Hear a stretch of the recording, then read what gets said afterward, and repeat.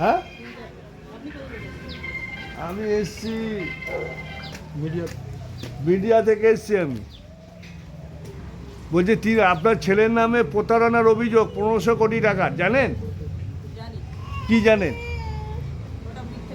হ্যাঁ হ্যাঁ, কি বাজে কথা? আপনি নিচে আসুন, একটু কথা নিচে আসুন। বাজে কথা হলে তো ঠিক, এটা বাজে হতেও তো পারে, রটনা হতেও তো পারে। একটু আসুন, একটু খোলামেলা কথা বলুন। বদনাম দিয়েছে আপনার ছেলের নাম, সেটা একটু বলবেন। যে বদনাম দিয়েছে এটা বলবেন। হ্যাঁ, আপনি আসুন না, নিচে আসুন না। আরে আপনি, আমরা উপরে উঠবো না, আপনি নিচে আসুন। হ্যাঁ, আপনি একটু নিচে নামতে পারবেন না? আপনি এটা আসুন, একটু নামবেন তো নিচে। আপনি কথা বলছেন, একটু নিচে আসতে পারবেন না? নিচে আসলে ভালো, আসুন না। আপনার ভালো যে আমাদের চলে যাব, আপনার নামে একটা ই করে দেন। আমরা চাই অরিজিনাল ঘটনাটা কি। আসুন না, আসুন না। আসুন। ঘটনা কি হয়েছে? আপনার ছেলের নাম কি? পার্থ হাইত। হ্যাঁ, পার্থ হাইত। কি করতো? আমাদের ব্যবসা আছে, বাড়িতে আলমারির ব্যবসা আছে, আর তার মানে ও সোলারের কারবার করতো, আর আমার ছোটো ছেলের ফ্লেক্সের কারবার। তুই যদি নিস তাহলে তুই নে, তোর মতো নিয়ে না। ওই চিটফান্ডের ব্যবসা। চিটফান্ডের ব্যবসা বলতে ওরা চিটফান্ডের ব্যবসা আমাদের নয়। চিটফান্ডের ব্যবসার মালিক হচ্ছে দেবজিৎ রায় আর বিশ্বজিৎ রানা। আর আপনার ছেলে কি? আমার ছেলে পোস্ট বলতে একদিন ওরা আমাদের বাড়িতে গেছে, তো এবার যখন ওরা আসছে, নিশ্চয়ই আগে পরিচিত ছিল ওর সাথে। এবার যখন আসছে তখন যে কোথায়, ওই দেবজিৎ রায় আর ওরফে কেদার আর বিশ্বজিৎ রানা। তখন ওর বাবা অসুস্থ। আমার ছেলের নিশ্চয়ই পরিচয় ছিল, তা নাহলে ওরা বাড়িতে যাবে কেন? এবার আমি তখন বলছি কিরে কোথায় যাবি? না একটু এই দাদাদের সঙ্গে যাবো। তখন ওর বাবা বলছে কোথায় যাবি বল। না ওরা একটা ব্যবসা করছে। এটা কী ব্যবসা? ওর বাবা বলছে কিসের ব্যবসা? ওর বাবা অসুস্থ, তো সেই অবস্থাতে 2বার অপারেশন হয়েছে, তারপরেও সে চোখে দেখতে পায় না। তখন জিজ্ঞেস আসছে কিসের ব্যবসা? হ্যাঁ, এখন দেখতে পায়, একটা চোখ অপারেশন করতে। তখন বলছে ওদের মধ্যে একজন বলছে ট্রেডিংয়ের ব্যবসা। তখন উনি বলছেন এই ট্রেডিং ফেডিং ভালো নয়, ওই সব জিনিস একদম যাসনি, আর যা করছিস তাই করে খা। তখন বলছে আমি দাদাকে নিয়ে যাচ্ছি, আর আমরা কথা বলতে পারিনি মানুষের সাথে, দাদাকে একটু, দাদা কোনো কিছুতে নাম থাকবে না, দাদা একটু আমাদের সাথে থাকুক না। আপনার ছেলেকে কথা? আমার ছেলের কথা বলছে।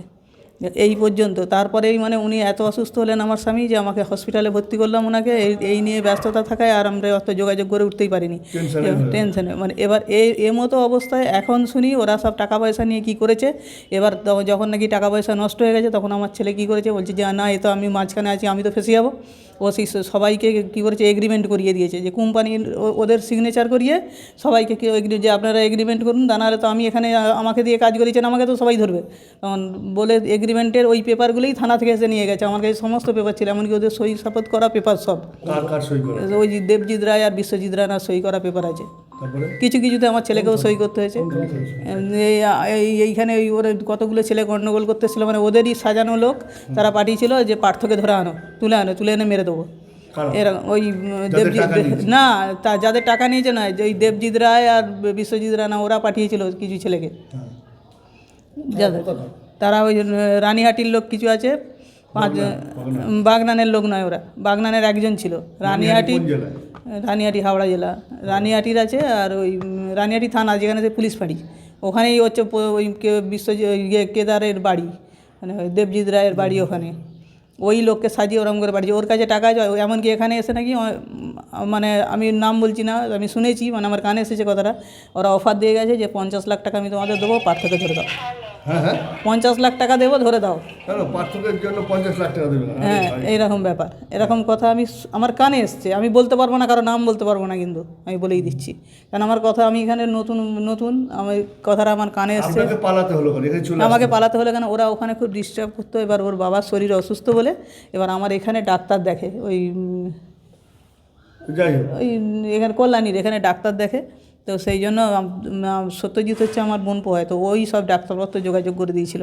তো হ্যাঁ, আমি এখানে ভাড়া থেকে, আমাকে বলছে কাকিমা এত ঝামেলা থেকে কাকু টেনশনে ওরকম করে ফেলে, কখন কি হার্ট অ্যাটাক হয়ে যাবে, তো তুমি চলে আসো। আগে আমি এখানেই ছিলাম। না আর তারা এর আগে কোথায় ছিল? এর আগে ওরাই ওই দেবজিৎ ওরাই প্রথম বললো যে তোমরা বাড়ি থেকে চলে যাও, যে অন্য জায়গায় থাকো। প্রথম কোন জায়গায় ছিল সেই জায়গায়? ফুলেশ্বরে ছিলাম, সেটাই 1 মাসের মতো সেখানে ছিলাম। ওখান থেকে আমি এখানে চলে আসি, কারণ আমার ওখানে অসুবিধা হচ্ছে। এখানে 3-4 মাস আগে চলে এসেছি। আর যারা এসেছিলো তারা ওই ফুলেশ্বরের ওরাই এসেছিলো, ওদের দিকে নিয়ে ভাড়া ছিলেন? ভাড়া 1 মাস ছিলাম, আমি ছিলাম না ওখানে। আমার ভালো লাগে না। উলুবেড়িয়া। কি চান যে ছেলের ফেসে গেছে? হ্যাঁ, ফেসে গেছে। আমি চাইছি যারা টাকা পয়সা যাদের তারা ফেরত পাক। সেই জন্যই আমরা ওই এগ্রিমেন্টটা করিয়েছিলাম বলেই আমাদের ওপর রোক যে ও আমার ছেলেকে মেরে দেবে। যে কেন এখানেই তো ছিল। এবার হচ্ছে সে তো ওই যখন ওরা এসেছে মানে একটা ঘটনা হয়েছে কি, যে আমার বৌমার সোনা সব ওদের হাত দিয়ে বন্ধক ছিল। বন্ধক দিয়ে সে বলছিল যে আমি যখন তোমাদের মাঝখানে ছিলাম, আমি আমার যথাসর্বস্ব মানে আমার বাজাজের পলিসি থেকে আরম্ভ করে আমার যাবতীয় ছোটোবেলার LIC থেকে আরম্ভ করে একদম অন্নপ্রাশনের আংটি পর্যন্ত বিক্রি করে ও চেষ্টা করেছে যে ওদের আমার ছেলের কিছু নাম নেই, ওর নাম হচ্ছে রুদ্রা মার্কেটিং কোম্পানি। ওতে নাম আছে দেবজিৎ রানা, বিশ্বজিৎ রায়। এরা দুজন হচ্ছে মালিক। এখানে কি বারবার হামলা করছে, কাউকে জানানি? এখানের কাউকে জানানো হয়নি। এখানে তো পুলিশ প্রশাসন এসেছিলো, পুলিশ এসে তারপরে পার্থকে ডেকে গেল। এবার যেহেতু পায় না, পরের দিন মানে ওরা কী বলবো, কিছু বলার নেই। না, কাউকে আমি জানানো হয়নি। যদি আপনারা একটু সহযোগিতা করেন আমার ভালো হয়। আমি চাই আমি এখান থেকে বাড়িয়ে যাবো, আমাকে পুলিশ প্রোটেকশন দিয়ে। কত টাকা প্রতারণা শুনছেন আপনি আপনার ছেলে? আমার ছেলে বলছিল তো 10-15 কোটি টাকার মতো ওদের সব ব্যাপার আছে। আমি ওদের দিকে বললাম যে তোরা দেখ, একটা ব্যবসা বাণিজ্য করে ভালো করে শোধ করে দে মানুষকে টাকা পয়সা, মানুষ তা নাহলে ছাড়বে না কেউ। এরকম তোরা যা করেছিস। হ্যাঁ, তখন যার ফলে এর ওপর যেহেতু এগ্রিমেন্টগুলো করিয়ে দিয়েছে, এই জন্য এর ওপরে রোগ বেশি। আর স্যারেরা যে কেউ পেপারগুলো নিয়ে গেছেন সব এগ্রিমেন্টেরই পেপার। আপনার নাম? আমার নাম শান্তা আহিত। আমাদের সব কিছু আমাদের NOW-তে জানিয়ে দেওয়া হয়েছিল। NOW মানে? তো কলকাতায়। কিন্তু এত টাকা মেরেছে, 1500 কোটি টাকা আপনার ছেলের নামে তো আছে। ওরা ও যাদের দিকে পাঠিয়েছিল ওরাই হচ্ছে এসে বলে গেছে ওই কথাটা। দেবজিৎ? হ্যাঁ, ওরাই এসে বলে গেছে। দেবজিতের কোনো ছবি আছে? আমার কাছে কোনো ছবি নেই বাবা। ছেলে কোথায়? ছেলে কি পালিয়ে গেছে নাকি? ওই যেদিন ওরা এসেছিল সেদিন মানে ওই ব্যাপারটা হচ্ছে আমার বৌমার সোনা তুলতে পাঠিয়েছিল। আমার বৌমার বিয়ের যে সোনাগুলো বলছে যে সেগুলো বন্ধক ছিল। তো এবার হচ্ছে ওই নাজিরের নামে ওদের যে এজেন্ট ছিল তার নামে বন্ধক ছিল। সে কী করলো, ডাকলো, ডেকে বলছে যে দাদা আমাদের মেশিনপত্র সব ওর কাছে, সব ও নিয়ে গেছে। আমার ছোটো ছেলের ফ্লেক্সের মেশিন, ওরা যে অত কায়দা করে করেছে আমরা তো বুঝতে পারিনি। আমার ছোটো ছেলে তো ব্যবসা ছাড়া কিছু বোঝেনি। এবার বলছে তাহলে ভাইকে নিয়ে এখানে ব্যবসা করো, ওখানে যখন অত চাপ হচ্ছে তো তাহলে এখানে চলে আসো বলে ওর মেশিনপত্র সব কিছু আমাদের ওখানে। এমনকি আমার বড়ো ছেলের প্যান কার্ড থেকে আরম্ভ করে পাসপোর্ট, ভিসা সব কিছু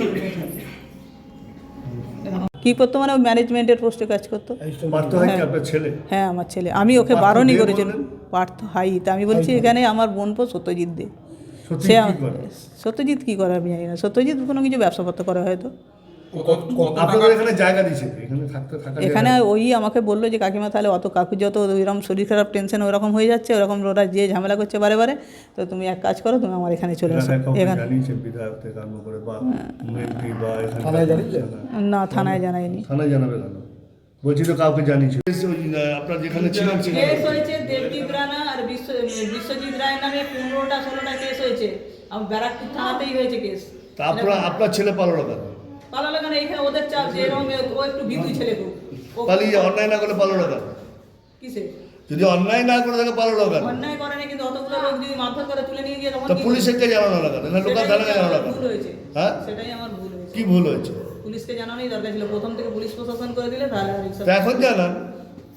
এখন নয়টি থানাকে জানান, আপনি করবো। কালকে যখন থানায় এলো জানান থানাকে। থানা তো আসছে আর এসে তো বাড়ির উপরে